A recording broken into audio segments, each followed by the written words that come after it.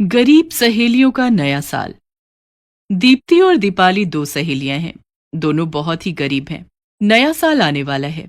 दीप्ति और दीपाली भी अमीरों की तरह बहुत धूमधाम से नया साल मनाना चाहती हैं। लेकिन क्या ऐसा हो पाएगा? क्या दीप्ति और दीपाली भी नया साल मना पाएंगी? जानने के लिए देखते हैं गरीब सहेलियों का नया साल। 12 साल की दीप्ति और 11 साल की दीपाली दोनों पक्की सहेलियां हैं। दोनों हमेशा एक साथ सारे काम करती, एक साथ खेलती, एक साथ घूमती और एक साथ खाती पीती थीं। दोनों के माता पिता बहुत ही गरीब हैं, लेकिन दीप्ति और दीपाली हर हाल में खुश रहती हैं। दोनों की गरीबी कभी उनकी खुशियों के आड़े नहीं आई। दीप्ति के पापा रिक्शा चलाते थे, तो दीपाली के पापा एक मजदूर थे। ऐसे में दोनों के माता पिता उनकी जरूरतें भी पूरी नहीं कर पाते थे। लेकिन दोनों सहेलियां बहुत समझदार भी थीं। वे दोनों अपने माता पिता से कभी किसी चीज की डिमांड नहीं करती। जो रूखा सूखा मिल जाता उसी में संतोष कर लेती। एक दिन दोनों सहेलियां सड़क के किनारे खेल रही थीं। तभी उन्होंने देखा कि कुछ लोग सड़क के किनारे कुछ बेच रहे थे। दीपाली, देख, वहां सड़क के किनारे कोई कुछ बेच रहा है। दीप्ति और दीपाली दोनों ने वहां जाकर देखा। दीप्ति, देख, ये तो नए साल की सजावट के सामान हैं। इन सभी सामान से लोग नए साल पर अपने अपने घरों को सजाते हैं।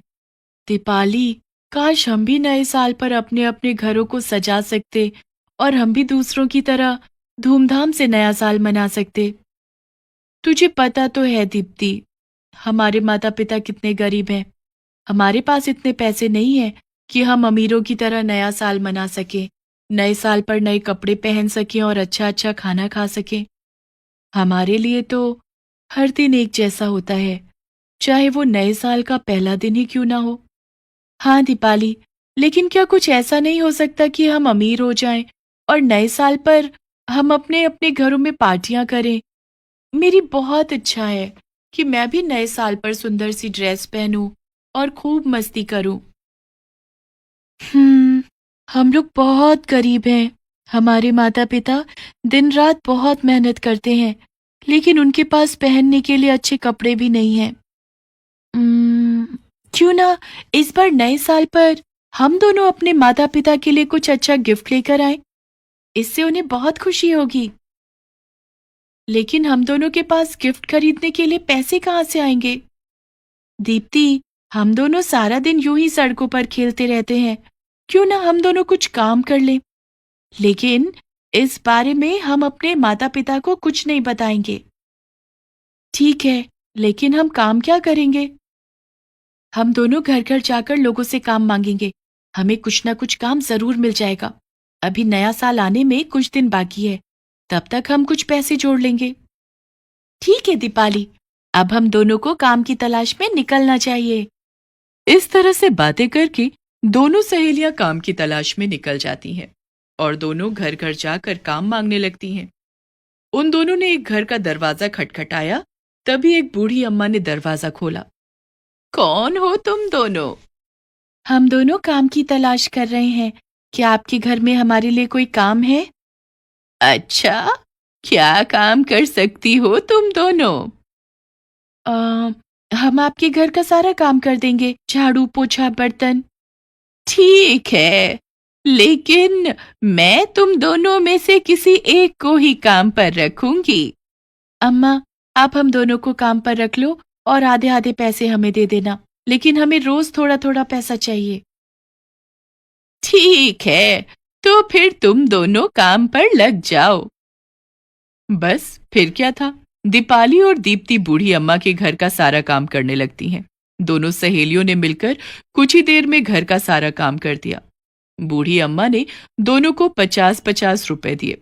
इस तरह से दीपाली और दीप्ति रोज बूढ़ी अम्मा के घर जाती और बूढ़ी अम्मा के घर का सारा काम करती। बूढ़ी अम्मा उन्हें रोज 50-50 रुपए दे देती। दीपाली और दीप्ति ने उन पैसों को एक मिट्टी के गुल्लक में जमा करना शुरू कर दिया। एक दिन जब दीपाली और दीप्ति काम पर पहुंची तो बूढ़ी अम्मा बहुत बीमार थी। वो ठीक से चल भी नहीं पा रही थी। अम्मा, आपकी तबीयत तो बहुत खराब है। आपको तो तेज बुखार है। अम्मा, आप इस घर में अकेले क्यों रहती हो? आपके बच्चे कहाँ रहते हैं? मुझ बुढ़िया के पास कौन रहेगा बेटी? बेटे और बहू ने मुझे यहाँ अकेला छोड़ दिया है। वे दोनों विदेश में रहते हैं, कभी मेरी सुध भी नहीं लेते। अम्मा, आप फिक्र मत करो, हम दोनों सहेलियां आपकी पूरी देखभाल करेंगे। दीपाली और दीप्ति ने डॉक्टर को बुलाकर अम्मा का चेकअप करवाया। इन्हें ठंड लग गई है, इनका बहुत ख्याल रखना पड़ेगा। इनकी उम्र बहुत हो चुकी है और ऐसे में इनका खास ख्याल नहीं रखा गया तो इन्हें निमोनिया भी हो सकता है। नहीं नहीं डॉक्टर साहब, हम इनका बहुत ख्याल रखेंगे। मैं कुछ दवाइयाँ लिख देता हूँ, इन्हें समय समय पर खिलाते रहना होगा। दीप्ति और दीपाली ने बूढ़ी अम्मा का बहुत ख्याल रखा। अम्मा, मैं आपके लिए गर्म पानी लाई हूँ, आप गर्म पानी से ये दवाई खा लो। बूढ़ी अम्मा को दवाई खिलाकर दीप्ति ने गरम तेल से अम्मा की खूब मालिश की और दीपाली ने अम्मा के लिए गरम गरम खाना बनाकर उन्हें अपने हाथों से खाना खिलाया।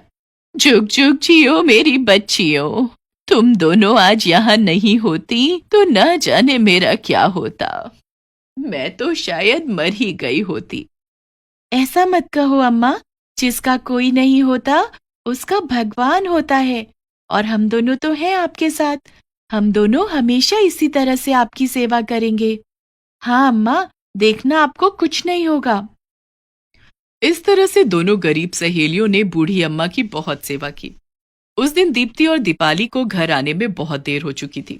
दोनों के माता पिता ने दोनों को खूब डांट भी पिलाई, लेकिन फिर भी दोनों ने अपने अपने माता पिता को कुछ नहीं बताया। दीपाली, आज मम्मी पापा ने मुझे बहुत डांटा, घर आने में देर हो गई थी ना इसलिए। हाँ, डांट तो मुझे भी पड़ी है, लेकिन हमने अभी उन्हें सब कुछ बता दिया तो हमारा उन्हें नए साल पर सरप्राइज गिफ्ट देने का प्लान खराब हो जाएगा और फिर वो हमें बूढ़ी अम्मा के घर पर काम भी नहीं करने देंगे। और बूढ़ी अम्मा को इस वक्त हमारी बहुत जरूरत है, हम इस समय उन्हें अकेला नहीं छोड़ सकते। इस तरह से दोनों गरीब सहेलियां अपने अपने घरों में कुछ नहीं बताती हैं और रोज बूढ़ी अम्मा के घर जाकर बूढ़ी अम्मा की बहुत सेवा करती। अब बूढ़ी अम्मा को नहलाना, खिलाना, बाजार से उनके घर का सामान लाना, सारे काम दीप्ति और दीपाली करने लगी। एक दिन, दीपाली, कल नया साल आने वाला है, हमें अपने अपने माता पिता के लिए खरीदारी कर लेनी चाहिए। हाँ, हमें अपने अपने गुल्लक को तोड़कर देखना होगा कि उसमें कितने पैसे हैं।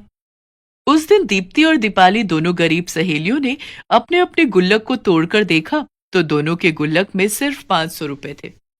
दीपाली, मेरे गुल्लक में तो बहुत कम पैसे हैं, सिर्फ 500 रुपए में पापा और मम्मी दोनों के लिए कपड़े नहीं आ पाएंगे और ना ही घर सजाने का सामान ही आ पाएगा। हाँ दीप्ति, मेरे गुल्लक में भी सिर्फ 500 रुपए हैं, इतने कम पैसों में हम दोनों नया साल कैसे मना पाएंगे और अपने अपने माता पिता को सरप्राइज गिफ्ट भी नहीं दे पाएंगे।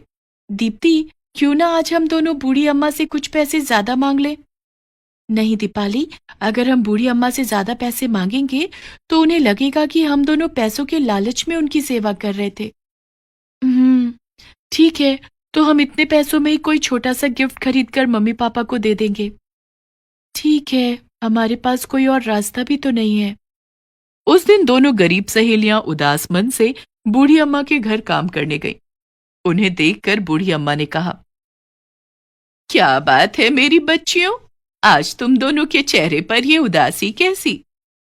कुछ नहीं अम्मा, कल नया साल आने वाला है, लेकिन हमारे पास नया साल मनाने के लिए कुछ भी नहीं है। हमारी गरीबी हमें नया साल मनाने की इजाजत नहीं देती। मेरी बच्चियों, तुम दोनों बहुत अच्छी लड़कियां हो। तुम दोनों ने बिना किसी लालच के सच्चे मन से मेरी बहुत देखभाल की है।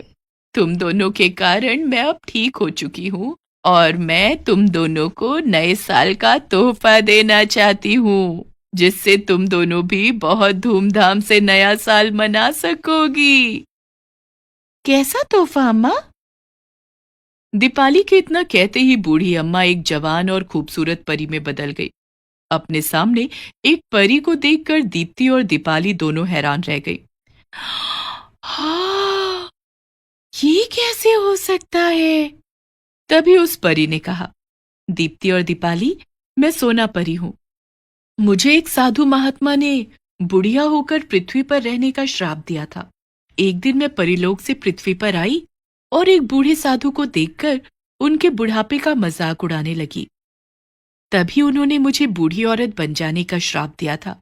जब मैंने साधु महात्मा से माफी मांगी, तब उन्होंने कहा कि जब कोई निस्वार्थ भावना से तुम्हारी सेवा करेगा, तब तुम अपने असली रूप में आ जाओगी। और तुम दोनों सहेलियों ने निस्वार्थ भावना से मेरी बहुत सेवा की है। तुम दोनों के कारण मैं अब श्राप से मुक्त हो गई हूँ और अब मैं अपने परिलोक जा सकती हूँ। बदले में मैं तुम दोनों के लिए अपना ये घर और ढेर सारा धन दौलत छोड़कर जा रही हूँ। इन पैसों से तुम दोनों अपनी गरीबी दूर कर सकती हो। सोनापरी की बात सुनकर दीप्ति और दीपाली दोनों बहुत खुश हो गईं। सोनापरी वापस अपने परिलोक चली गई। दीपाली, सोनापरी का घर तो बहुत बड़ा है और इतने सारे रुपए। हमें चलकर अपने अपने माता पिता को सारी बात बतानी चाहिए। हाँ दीप्ति, और अब हम इसी घर में रहेंगे और नए साल की खूब मस्ती करेंगे। दीप्ति और दीपाली दोनों गरीब सहेलियां उसी वक्त नाचती गाती अपने घर गईं और अपने अपने माता पिता को सारी बात बताई। दोनों की बातें सुनकर उनके माता पिता सोनापरी के घर आए और सोनापरी का घर और धन दौलत देखकर बहुत खुश हो गए। दीपाली बेटा, तुमने और दीप्ति ने बहुत नेक काम किया है, जिसके बदले में भगवान ने तुम दोनों को ये तोहफा दिया है।